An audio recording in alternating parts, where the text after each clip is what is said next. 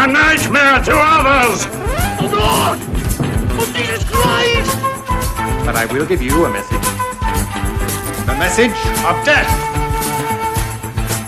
Oh yes, come out to play. Make no attempt to capture them. They are to be exterminated.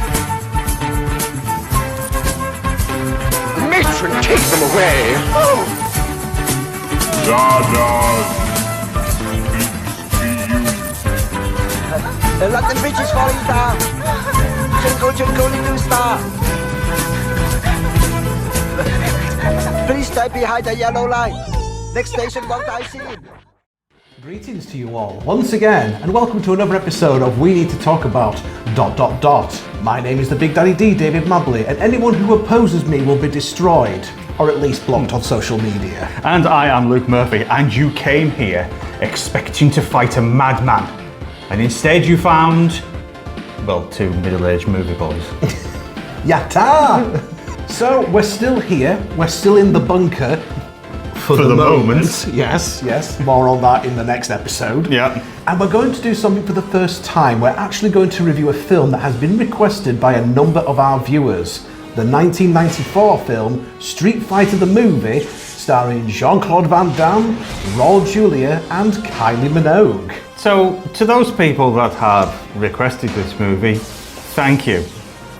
Thank you from the bottom of my cold, dead, black heart, because now I know who to blame. Before we do that, we have to review another film. I'm sorry, what? Because I feel that we need to bridge the gap between Street Fighter the Movie and another film that we've previously reviewed, City Hunter, a film where Jackie Chan, Gary Daniels and two lads who I'm assuming are the Hong Kong versions of Ant and Dec, dressed up as characters from Capcom's premium arcade pummeler. And what will be bridging that gap, I hear you ask? Well, you should know, it's on the title of this video that you've clicked on. There was another unofficial Street Fighter film that I feel we need to cover first. This won't be as long an episode as what we've done for City Hunter or for what we'll do for Street Fighter and Guild. But this is something that we will still need to address. And well, yeah, I say we. It's actually him that really wants to talk about this film first. Over the years, various movie studios have kept trying to make film adaptations of popular video game franchises, with the hope that the films will be just as successful and as profitable as the games were. Thanks to the massive success of the Street Fighter video games, there have been several attempts over the years to adapt this series into a movie. Some of them, like the aforementioned Van Damme vehicle, ended up being a goofy action comedy flick, whilst others, like the disastrous Street Fighter The Legend of Chun-Li, went for the grim and gritty look. We also got a couple of animated Street Fighter movies, and the chances are if you like Street Fighter, you've probably seen at least most of these. Well folks, there is a very good chance that you might not have seen this particular film and probably didn't even know about it at all. Mainly because it doesn't actually have Street Fighter in the title at all. Instead, it's actually called Future Cops. Here's what happened. You might remember during our review of City Hunter that we mentioned its director, the rather notorious Wong Jing, and that he was a massive fan of the Street Fighter video game. Well, before that movie came out, he had wanted to make a Street Fighter film in 1993, a year before the Van Damme one. But funnily enough, the rights to Capcom's $1 million franchise somehow couldn't be secured for a low-budget Hong Kong teen comedy movie that was going to be directed by the maker of Naked Killer. I know, shocking, isn't it? So, Wong Jing decided the only course of action that he could. He decided to go and make the film anyway. And it's that type of can-do attitude. So, in order to avoid potential legal threats from Capcom, Wong Jing changed the names to the characters for this movie, although it is quite obvious who they are supposed to be from the game. So, for example, Ken is called Kent, Bison is called General, Sagat is called Tai King, and bizarrely E Honda is now called Toyota. But to avoid confusion, I'm going to refer to them as the name that they're supposed to be. And yes, this is something that used to happen an awful lot in Chinese cinema. And if you don't believe that, then I refer you to Exhibit A, Dragon Ball The Magic Begins, which you can actually watch on Amazon Prime Video, yet has absolutely no association with Toei Animation or the late Akira Toriyama whatsoever. Bear that in mind because this will crop up again later in the review. So, basically, take the premise of the characters, the moves, the special effects, and even some of the sound effects, mash it in with this bizarre plot that takes bits from Back to the Future and another Van Damme film, Time Cop, although having said that, it still has more to do with Street Fighter than what The Legend of Chun-Li did. If you haven't gathered by now, we're not massive fans of The Legend of Chun-Li. No. It's dreadful, and not in a funny way either. No. So we open up the film in the far-flung future of 2043. So this is years after Connor McLeod has destroyed the shield and General Katana's been stopped. So the future cops, Ryu, Guile, Dalsim and Vega, are attempting to stop the evil General M. Bison from escaping custody. Bison has his own team of supervillains to help him, the Future Rascals, as they're referred to later on in the film, including Ken, E. Honda and Sagat.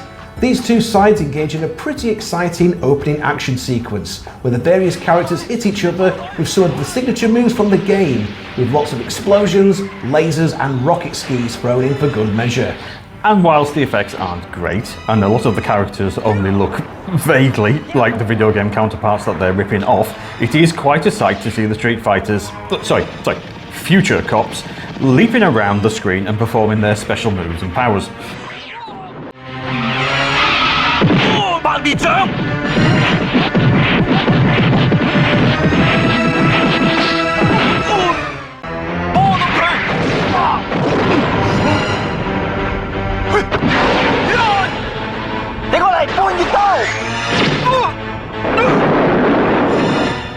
Oh, and before you start thinking that these are small-time Chinese actors in these roles, you'd be mistaken.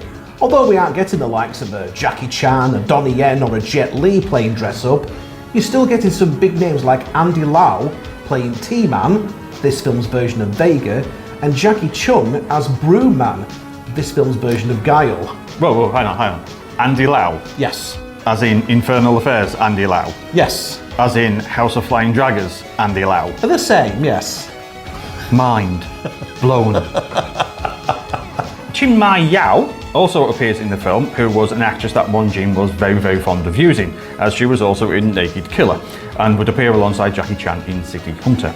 And speaking of Jackie, you've also got Kenneth Lowe as Bison, who was part of the Jackie Chan stunt team, and at one point was even Jackie's personal bodyguard. Ken and Jackie would go on to have an incredible climactic 10-minute fight sequence a year later in Drunken Master 2, which became legendary. I mean, film critic Roger Ebert actually called it one of the most remarkable, sustained examples of martial arts choreography ever filmed. It also highlights the power of drinking factory-grade alcohol as well. Yes, it did as well. Yes, but no, don't do that, please. We're not, please. No, we just, small disclaimer, don't do that. Okay, thank you. This has been a public information announcement. This is our version of a public information film. If you drink factory-grade alcohol, you will die. Do you know what? I still get comments on the video that we did of the Apaches where they refer to the girl that drank. Oh God, yeah. That's horrific. Yeah. Wow. Anyway, Bison is sentenced to jail by a high-ranking judge, Tai Hung. So he decides that the best course of action is for him and his henchmen to time travel all the way back to the 1990s and assassinate the judge while he's still a teenager. That seems a little unnecessarily elaborate, don't you think? And also they haven't actually explained their theory of time travel to make it work. No. So, the future cops will also have to go back in time in order to protect the teenager in question. And in one of the funniest jokes in the film, Ryu, the most popular character from the Street Fighter video game, and also the one character in this film that looks the most like its video game counterpart, gets to sit this dangerous mission out entirely because he is the police director's brother-in-law. So, Guile, Vega and Dalsim travel back to 1993 and befriend the would-be judge, who, at this point, is a socially awkward, bullied teenager. Actually, no, he's not a teenager. I think he's actually in his 20s, but he's so shit at school. He's been kept back. He's been kept back. He's played by TV star Dickie Chung, who ends up being the real star of the movie. He also has a younger sister called Chun Mei. I wonder which Street Fighter character she's going to be. Chun Mei, played by Jin Mei Yao, is not only more sensible, mature and likeable than her big brother, she can also kick his ass without breaking a sweat. Guile, Vega and Dalsim infiltrate Tai Hong's school, where they pose as either teachers or students. During their investigations, the future cops help the future judge to become more confident and more popular with the other kids at school, including the girl that he's long had a massive crush on. They also protect him from the evil school bullies, who later end up aligning themselves with the supervillains. Meanwhile, Vega and Chun Mei, end up having a romantic side story together, which includes a scene where they go to the amusement arcades and Vega uses his future technology to take them both inside a Super Mario video game where they have to jump over turtles and headbutt bricks. No, we are not making this up. 怕唔怕？我唔好揾喎。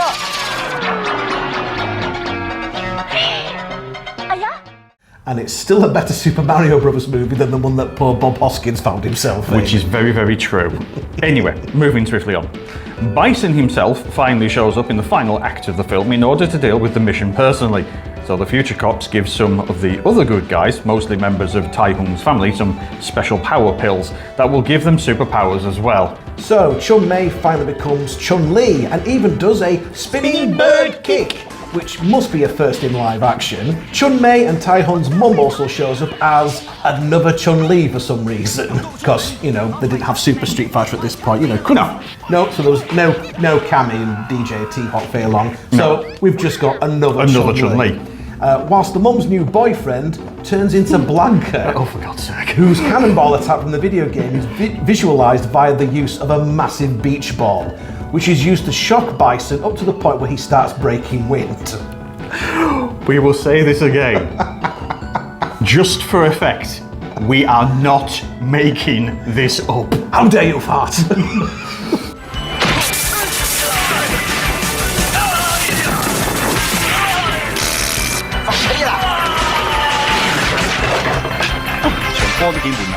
And of course, our teenage hero finally stops acting like the coward he's been throughout the film and manages to face his fears, where upon taking a power pill of his own he turns into, well, at the time I saw this film, I assumed that he turned into Akuma, the hidden character from Super Street Fighter 2 Turbo, but in fact he's actually turned into Goku. Yes, that Goku. The unlicensed Street Fighter movie has now become an unlicensed Dragon Ball Z character appearing at the end. Oh my God. So, Goku and the street fighting future cops are finally able to defeat Bison in the ultimate battle by exploiting his one weakness. Turns out all this time, M. Bison was actually an evil cyborg. And Ken does a massive face turn and tells them, oh, he's a cyborg, so you have to crash him to pieces. And how do they do this? Well, Bison's massive weakness is being tied up by Dalsim's stretchy limbs, having one of the Chun-Li stand on his shoulders, having a hole punched through his chest, and then having an atomic bomb shoved into it. Apparently Guile just carries those around with him. I know, who knew, right?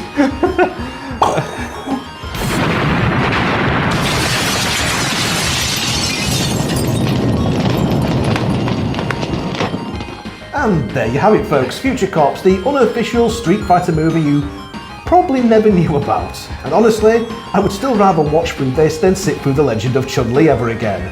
It also has a better live-action adaptation of Super Mario Bros. And Dragon Ball Z than the official Hollywood movies ever had. Wow. Okay, so yes, so only a short episode from us on this particular cinematic masterpiece. So this is essentially the prequel to our next episode proper, Street Fighter from 1994. Are you man enough to watch it with us? Well, you'll have to come back and find out, won't you? You will indeed. Right, so we will catch you for the next episode, which will be Street Fighter the movie. In the meantime, do leave a like and a comment. All the usual gubbins is here. That's right. Like and subscribe. Like and subscribe. Ring the notification bell. Share this across your social media type gubbins, and we'll catch you again next time.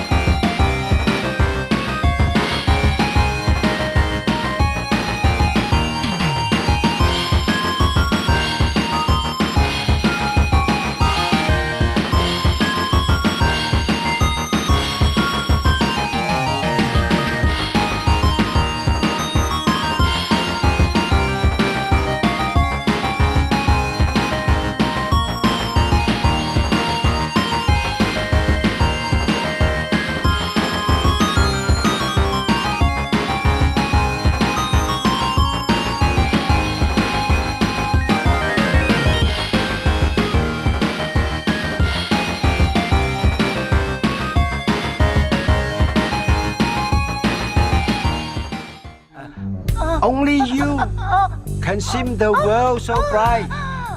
Only you can make the darkness bright.